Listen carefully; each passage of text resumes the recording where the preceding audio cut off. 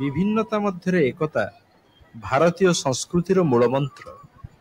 ए क्षेत्र में श्री जगन्नाथ होउछंती ओडिशार सर्वश्रेष्ठ अवदान। से होउछंती जगतर नाथ, हिंदू धर्मर सर्वश्रेष्ठ देवता।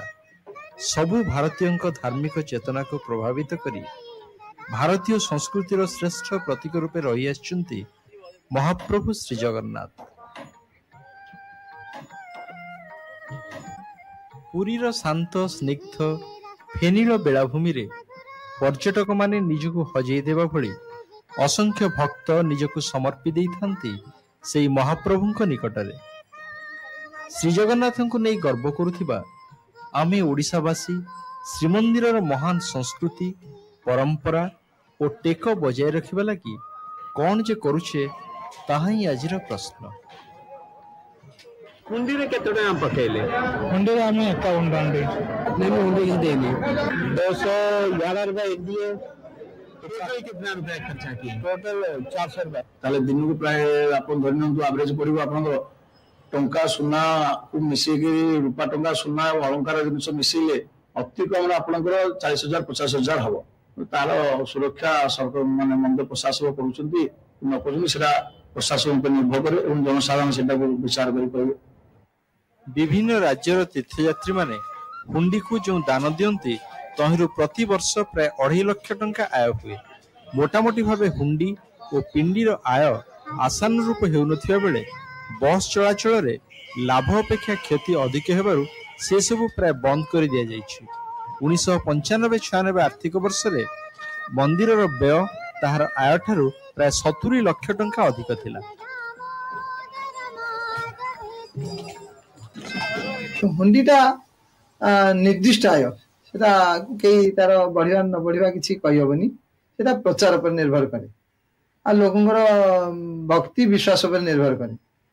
किंतु पिंडिका आयटा जा आदाय होबार कथा सेटा मझिरे जो माने आदाय दायित्व रे अछंती से माने ठीक भाव रे आदाय करनांती एवं तांकर स्वोपार्जित कार्य किछि से ताध्यर से करनु छ माने निजस्व किछि पैसा से नै जाउ छ। लैंड रिफॉर्म्स हला ओडिसा रे सेतरे जगन्नाथंकर इंटरमीडिएट राइट्स एबॉलिश हे गला। 80,000 एकड़ जमी चली गला आ जो गुडा को निज दखल रे जमी अछि से गुडा को वर्तमान सेटलमेंट रे जगन्नाथंकर रेकॉर्ड होउची किंतु हेले मध्य सेटु इनकम आमदानी आसीबार माने बहुत कम चांसेस अछि कारण से माने से जमी गुडा सब विभिन्न प्रजावन दखल करि सारचंती। श्रीमंदिर आय विभिन्न मिसलेनियस सोर्सेस रु प्राय 1.5 कोटी टंका किंतु सेपटे खर्च होची रेगुलर एवरेज खर्च अनुमान रे वर्ष जाकर खर्च प्राय 2.5 कोटी टंका। तेणु 1 कोटी टंकार संपूर्ण शॉर्टफॉल वर्तमान अछि आ ए शॉर्टफॉलटा बढ़ी बढ़ी चलछि प्रति वर्ष।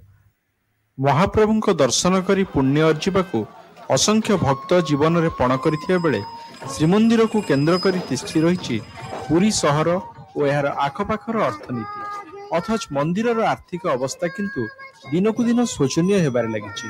वर्ष पर वर्ष श्रीमंदिर बजेट रे नियंट परिमाण बढ़ी बढ़ी चलिछि।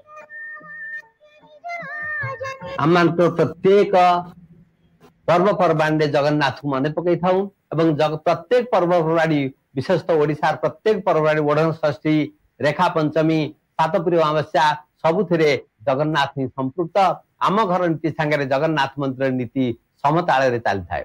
जेतेबेले यही अवस्था होती एवं प्रत्येक विवाह व्रत घर रे आमे प्रभु को प्रथम निमंत्रण दउथाउ दिय निमंत्रण नहले किछि हेई पारिबनी।